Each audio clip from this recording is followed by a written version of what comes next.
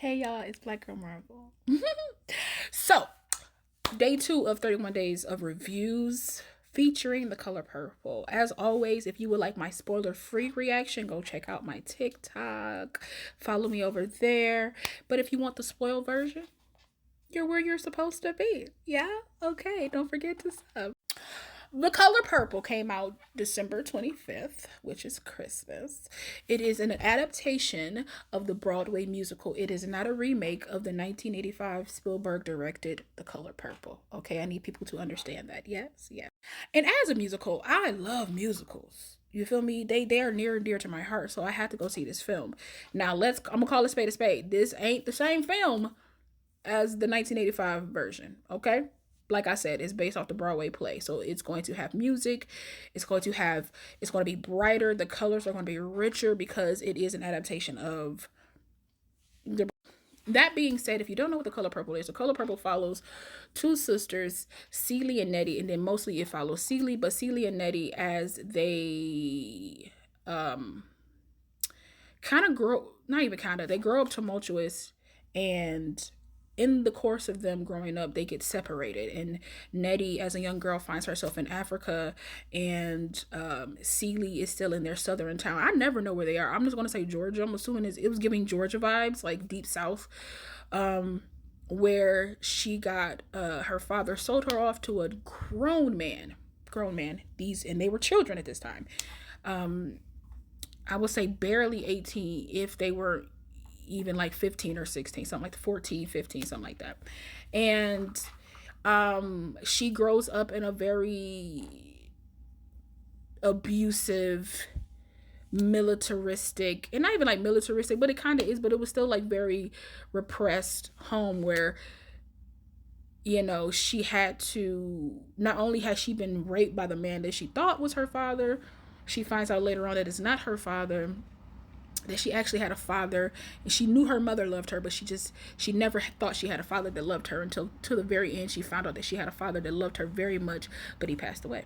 This movie from start to finish was a great film. You got Fantasia Barrino, Danielle Brooks, Taraji P. Henson.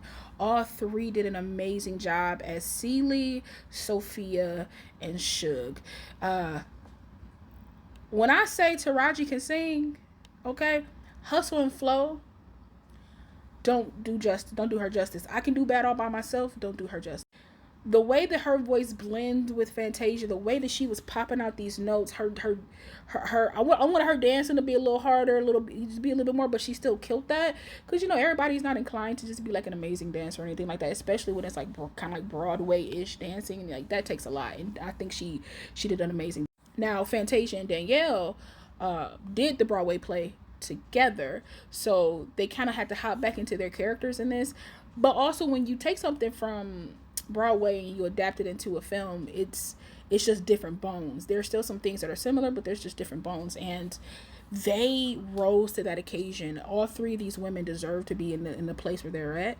It was amazing. There's a little cameo in there. I'm not gonna tell you who it is. I'm pretty sure that the internet probably could, but I'm not. That's the one thing I'm not gonna spoil, because when I saw her, I was like, nice. I wanted there to be another cameo, but it's cool. I ain't do the film, so if it was me, it would have been cameos all about the wazoo in that film. But anyway, this film shown. That's not what I'm trying to say. This film shined a light on repression, repression of oneself, repression of one's choices, everything. And Celie to me is a character study. You can look at her and be so confused as to why a person who has been through what she's been through had to give up what she had to give up. Because I didn't mention that the father, her stepfather essentially, that raped her, that she didn't know, that she thought it was her actual father, she gave birth to 2 children, and he snatched both and gave them away. And in the course of their lives, her 2 children found their way back to her sister in Africa, and it was just amazing. And they came home with her. And this film was just so great. It still touched upon the things that you see in the 1985 version. Mind you, this is based on a book. The Color Purple is a book by Alice Walker that got adapted into the 1985 film, and then adapted into a Broadway play, and then adapted into a Broadway film adaptation. So there are things in this film that the 1985 version didn't touch, because Broadway can kind of go a little bit deeper. They can kind of like split it up more.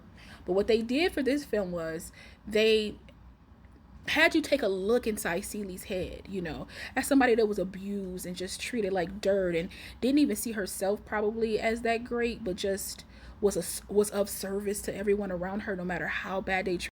Celie Celie's an amazing character, and to see her strength and to see that it never changed her from being such a sweet and loving person. We go through all kind of shit, and when we go through these things, it changes us. It's some stuff in my life right now that's making me feel bad about other people in other races, and I'm trying to curb that because I can't let one experience with one person kind of sully my thoughts and my mind on everybody else. And I'm kind of taking that from Celie. She held her head up high, and she that's actually a part of the song. I didn't mean to say that, but that was but this was great, man. The music was amazing. The dancing was amazing. It was a great production. I will say this though. The only thing I didn't like, because it's a musical and musicals have a tendency to have like jovial, jolly like music, even if the lyrics, even if the words are saying something different. The 1985 version tonally hits in a way that this film doesn't. This film still hits. I still cried at the end of it. Don't get it twisted. I still cried towards like the midway end of it. I was still in tears. It still evokes emotion. But the musical part of it, when certain songs, certain beats, and they dancing on tables and all that like this, it kind of detracted from the serious tone of it. But again, it was still I highly recommend you guys go see this film. And this is just for all my black people. If anybody else watches this is not black, this is no disrespect to you. But to all my black people, go see this film. Go support this film. Go support these women. They deserve it. And then to all of you that's not black, go watch this film. Go support these women. They deserve it. Okay? I give this film a solid 8 out of 10. It made me cry. It evoked some emotion for me. It was, like I said, it was beautiful to watch. I watched it at Imagine on the IMAX screen, so like the biggest screen. I think it's like one of the biggest screens in the world that I have here in Michigan. And it was amazing to watch that production. It was so good. I wish I was in it. I just wanted to be like an ensemble and just dance in the background and be in the beautiful clothes and kind of like be in that time and be in that space. Like I said, the acting across the board was great, and everybody came to work ready to work, and you could see it on screen. You could see that they had moments where Danielle Brooks and Corey Hawkins, who plays Harpo because she plays Sophia, they had scenes together that were just beautiful to see, like to see their love a little bit more, to see their playfulness. That was great. Coleman Domingo plays Mr. Danny Glover originated him. He plays Mr. and he brought a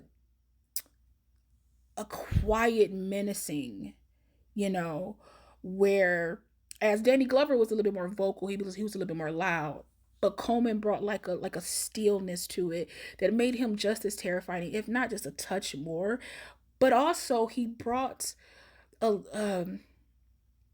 nuanced type of version of Mr. where like towards the end of it, I started to feel bad for Boy. I was like, why do I feel bad for this despicable man? And just like the 1985 version, but this version, you see it even more, like the generational abuse, the generational trauma, the fact that Mr. wasn't allowed to be a certain way, so he didn't allow his kids or even Celie to be a certain way. It had to fit within what worked for him, and he learned that from his daddy. His daddy was played by Lou Gossett. I said, let's go, Lou Gossett. So that boy out here still acting.